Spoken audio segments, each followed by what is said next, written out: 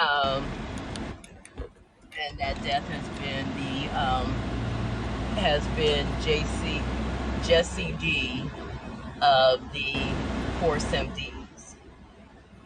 Now, I was just recently looking at their unsung. There's a music channel called Music Vibes that has been showing a lot of the unsungs. So if you're an unsung fan, you can see them there. Another channel that shows a lot of retrospectives on whatever happened to Israel Reality Gossip. Shout out, Let's Get to the Root is another one. Another shout out there. So, and I also found Rowan and Martin's Laugh In, but I can't remember the name of that channel. But when I live broadcast tonight, so Eclectic Music Geek Podcast is going to honor is going to honor Jesse D of the Force MDs tonight. As I was gathering up, because I like to do because I'm starting to do slideshows whenever and the app that I use to do my slideshows is called Ripple, RIPL, and so I will be posting a slideshow later that I will be putting together to let people know, anybody who's not listening to the live right now, you'll see where I'm doing that. So um, I will be doing the podcast. I will be doing the podcast at midnight tonight. I dismantled my podcast to honor 3 6 Mafia, just simply because I like to keep my content a little on the fresh side. And so when I do stuff like that, when I do podcasts, I like to do it in keeping, right with the event. I was able to do um, Bone Thugs one because I was going to see them in concert. And so many of you know that when I do lives, like when I do like broadcasts, it's mainly about honoring the artists, and keeping and I honor artists for all kinds of different reasons, not just deaths. I did a podcast honoring Missy Elliott when she got the Video Vanguard Award. I celebrated Stevie Wonder's life birthday at the same time that I celebrated Little Richard leaving us. There are some artists that are so there are some people in entertainment that have done such an awesome job with their career that you can't help but do some type of honor to them because of what they've meant in the world of entertainment, but also the way they have blessed your life. Maybe they did a routine that made you laugh or made you sing, or maybe they had a song that ministered to you at a particular time in your life when things were just like, maybe they ministered when you were happy, maybe they ministered to you when you were, down in the dumps. Um, TLC had a song that ministered to me when I was going through a particular period within a very emotionally abusive pastor. And if you've ever been through an abusive situation,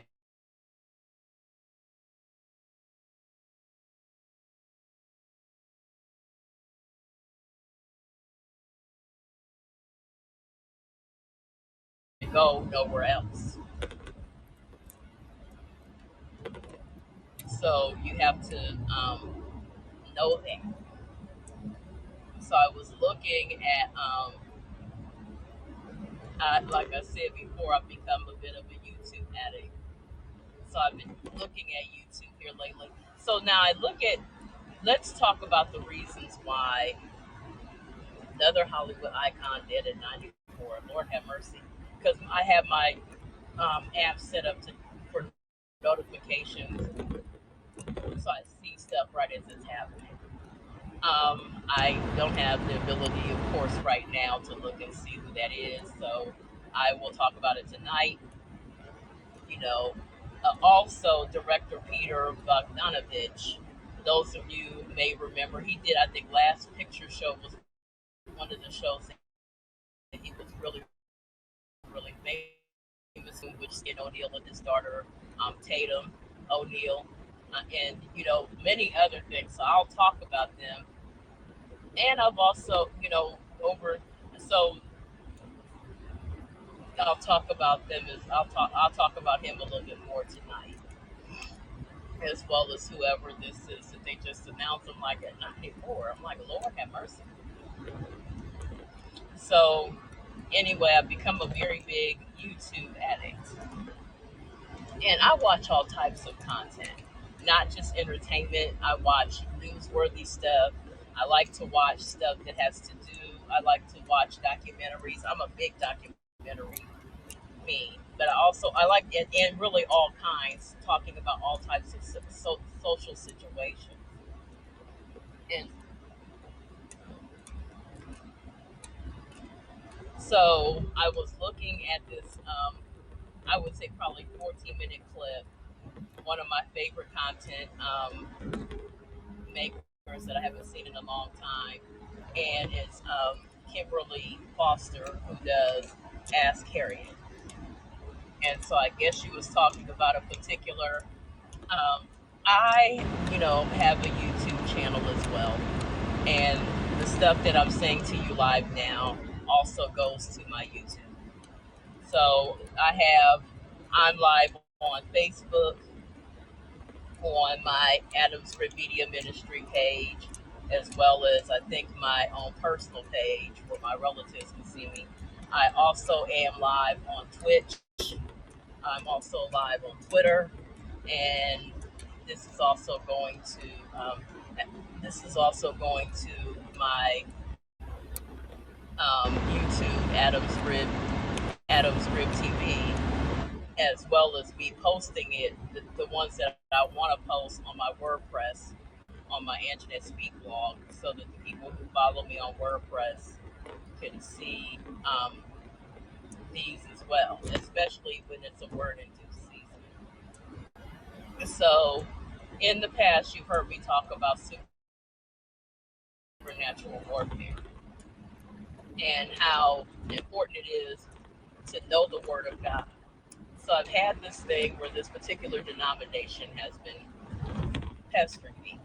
Now, let me tell you one thing that God is not on the side of, because some people seem to think that because they're the right denomination, that God is automatically on their side. That is not true. Um, when I think of the story of one of Israel's battles, I can't remember which one, where they walked up to one of the what they call Lord of Hosts, which is the angels, and they asked, "Whose side are you on?" And the angel said, "I am here to do God's bidding." In other words, I'm on the side that God is on. So when you hear me say something so like this year, to me, I feel like it's the year for me to say it's going to happen. One thing about cults is they love to undermine your faith in God, because what they really want is for you to worship them. So you have people who think that because they belong to that, apostolic church, Catholic, or whatever, that somehow that makes them more honored by God. It does not. It does not make you more honored. If a person is trying to get you to prostitute yourself, God isn't in their corner, because we know that God honors people honoring their bodies and keeping their temples sanctified until marriage. So a person trying to get you to sleep with them before marriage, chances are that ain't God. Okay? There's been a few denominations. We need to pray about the body of Christ, because there are weeds. The Word of God talks about, Jesus talked about weeds that get in, that tares that get in amongst the wheat, and how you may not know them apart until the time of the harvest. So false religions are going to be with us until the consummation of the age, Jesus' second coming. Now, another way that they will get sorted out is when we pass away. So when these people pass away, your mindset ought to be, did they know Christ? And even more so, how many people am I introducing to Christ in the land of the living? Okay, I cover a whole lot of areas on this ministry, as far as I don't really do a whole lot of celebrity tea because that's just not mine. Even though I follow a lot of bloggers that do that, it's not really my thing. If I see a subject that shows me, well, this would be interesting, like say with the whole Nicole Murphy situation with Layla Rashawn, I did the blog posting and talked about whether or not a woman's changing physical appearance is a get out of jail free card for a man to cheat. And that was based on many of the men who responded by saying, well, damn, look at, she's gained weight and her physical appearance has changed. I have known many men in my lifetime whose wives were one size when they married, and then she was a different size, as the years went on, and these men managed to stay faithful. And I talked about and looked up the research that says weight is usually not a contributing factor to men cheating, and it's not. It's not one of the first things that men talk about when they talk about why they cheated or were infidelities. So, but that's just an example of when a headline, makes it to one of my posts, and it's usually because it sparked a topic that I felt like was an interesting thing for discussion. And I usually give credit to where I got the idea from. So, I was looking this morning and I saw Kimberly Foster, and she was talking about, and I think this is very unfortunate in the Black community that you have so many Black male bloggers that are creating pages dedicated to why they don't date Black women and why they date outside. And I remember a person that I was following that was a radio personality that I said, does it ever occur to you that the problem of why Black men who do this, because the majority of Black men don't, the majority of Black men are still marrying Black. And if you look and if you examine men of all ethnicities are more likely to experiment with women of color or women of a different color, more so than the women um, within that ethnicity. Simply because men have always expected women to be more loyal than they are, even within the context of infidelity. Women are thought to be more faithful. So when a woman does, and I always think that's funny because in order for a man to date out, who also has to date out? A woman. A woman has to be willing to take a chance on dating that guy.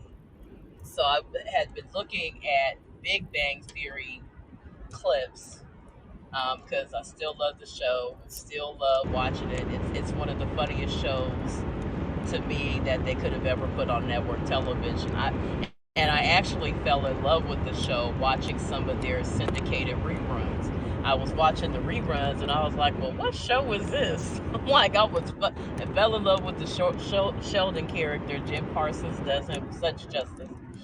And so, for a time there, for a minute, there was a storyline when Raj's sister was dipping with Leonard. So we're talking about an interracial couple, even though she's Indian. Because most people, when they think interracial, they automatically go to black and white. So the male of any ethnicity is more likely to date out, even with white men. Yeah, something that they don't tell you. And white people are more likely to experiment racially than any other group. They're more likely to experiment sexually than any other group. One of the things that comes with white privilege, depending on how you feel about experimenting sexually. Okay, because people have different backgrounds and beliefs on what it means to experiment. But who's been getting most of the press in the black community are the black men who are just anti-black women, because there are groups of different groups of groupings when it comes to black men who date out. Some black men date out because, because they just basically want to date out. Maybe they were in a situation before where they didn't have any money. Now they're in a situation where they're moneyed and able to travel, and so they go and date who's available to them because, I hate to say it sounds like sowing wild oats, but in some cases, it may be just to experience a different culture than what they're from. Some date out because maybe they were adopted and spent the majority of their time in white spaces, and so that's who they were culturally raised to think of as more attractive, unfortunately. Now, you also have the advent of slavery, which did a real number, which white colonialism has had a negative effect on every culture that it has touched, because most of the cultures, especially if they're cultures of color, have had to deal with colorism, have had to deal with feeling bad about themselves the more ethnic they are, have had to deal with, depending on the texture of your hair, texturism, have had to deal with texturism, have had to deal with the whole good natural versus straight phenomena and different stuff like that. I had somebody tell me once, because as you can see, my hair is my natural texture. This is what my hair looks like. Okay. And I had a black man, tried I had to go through World War III with a pastor who had brainwashed Eurocentric standards of beauty on his brain. So he said, well, people don't hire people who look like, have hair like yours. The last three jobs that I had with my hair natural. Got hired, didn't have to wear a wig, didn't have to go through none of that. Presented myself in a professional manner, passed my interview, showed that I was capable of doing the job, and got the job. Okay. So I'm always really, now, don't get me wrong, those people aren't completely incorrect, because the rights that I have to be able to wear my hair the way that I want were were gained because many other black people sued, because they came to work with braids, they came to work with dreads, they still looked professional, but their hair didn't look quote normal. Okay. So the rights that I have to be able to wear my hair in its own natural um, texture without having to straighten it or wear a wig or anything else that it would be thought of as being more professional were hard won, because somebody's had to sue to keep a job and to keep from being fired. Because not all black people are into creamy crack. Number one, chemicals are bad for your hair. But when you are considering black men who keep making these announcements, which some of y'all, I'm like, why do you watch them? Okay. Now, some of it could be curiosity, maybe you watch because really they cooning. And coons are always good for a laugh or two. Okay? Let's just be honest with ourselves. Don't nothing give you a good laugh like somebody that's cooning. Okay? And it's cooning. Let's put on a good old show and throw our own women under the bus as we do so. Okay? I don't watch. And many people who know me know many people who know me and know me well enough know the first time they got anything negative to say about a black woman, they could forget about me ever watching. I remember watching this one guy because I was, looking at, I like to, just like I did with my own children when they are small, I watched the stuff that they were watching. Number one, to make sure that they're not watching anything that might have a follow with Satan. Watching, stuff watching them so that they make sure, that they're not watching nothing that, affects them up here in a stupid way. Speaking of my children, happy birthday to my daughter, my princess Zora. She is 27 today. I am going to be doing grandma duty while she go later on while she goes and celebrates her day. I already see on my Facebook page that many people are showing my daughter love, which I thank you. I thank you for commenting. So back to the subject at hand. And I remember when my daughter was younger, I told her, and this is the truth, I said, you are exactly what I prayed for. Because I've been a dark-skinned black girl. I'm a dark-skinned black woman. So I know the struggles that many of them go through, because even on an unconscious level, you see your fathers and different men in your family, and most of their wives are lighter than them. Okay.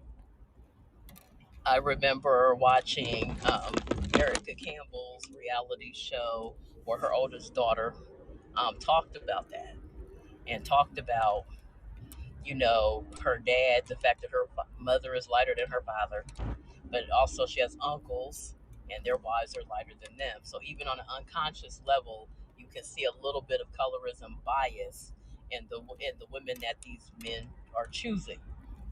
And as I said, you have white people. Well, you're always blaming white people. Well, honey, your ancestors did a whole lot of people some disservices. Okay, you have to reconcile that part of your history. I can't do nothing about that. That's a job for you and your therapist. But what I do know is most of the people that I have run into that are of color, that have had to deal with European colonialism on some level, it trickled down, and generations later, then people are dealing with issues of colorism, hair texturism, all of that shit there, all because of colorism, all because of colonialism and greed. So take your lumps. I can't do nothing with that. But what I can say, and I said it to this woman who I followed at one point, that was also in journal, radio broadcasting. I said, does it ever occur to you as a black woman that it doesn't have anything to do with you? At what point do you, as a black woman, stop feeling like it is your responsibility to keep black men in the cut? It may not be doing anything that you're doing wrong, because these men are dating who they choose. I have never felt like it was my job to keep black men in the cut. Girl, do you know how exhausting that mess is? Okay, trying to make a whole generation of men like their own color. I'm not, like I have said in the past, and I will say about it in my love life. I am not a man's in my love life. I am not any man's therapist. Okay, you got a problem with doing wrong things to women and liking to harm women on a continual basis, then you're the one needing to seek a therapist. I'm not setting up in no therapist's office trying to figure out, I followed this one page, and they talked about how the overwhelming majority of people that are in therapy over people who won't go to therapy.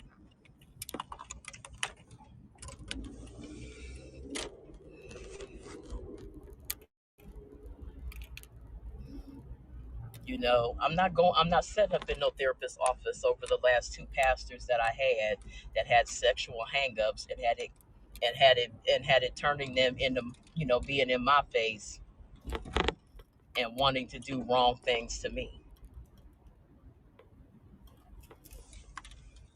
Now, if you've got issues where you need to heal from past stuff, then take care and then go to the therapist. Like, don't let my remarks right now shame you, because that's not my purpose for saying that. But do it to get yourself healed. Do it to get yourself together. And then once you get yourself together, avoid mugs that don't want to fix their issues, and ain't doing nothing but driving women insane with their issues and making you a candidate to be institutionalized because they don't want to fix themselves. One of my mantras for the past few years, and I'm reinstating it: I'm not accepting any more negativity out of men. And that includes the brother that has a problem with women his own color.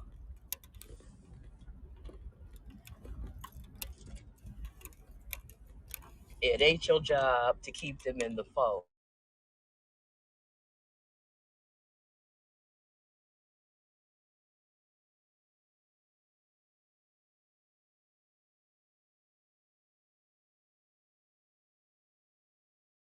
Teach them how to love themselves black, and how to love themselves their own color, and how to value themselves their own color, because really, to be perfectly honest with you, that's a part of it. Don't badmouth other black people, or take the time to educate them about their own people and show them how beautiful it is. I'm staying black. Okay, I ain't never had no problems with me being black. Don't let them be around black folks who, tell them stuff like they ain't black enough because they got that accuse them of wanting to be white for being an individual or nothing like that. So I'm at work. I will see you guys tonight at midnight to do tonight's show. I love you. And that's all. I'm here at work, so let me go and make my little money that helps finance everything that I'm trying to do here until I can get to the point where I no longer have to work an outside job. So I will talk to you all later. Bye bye.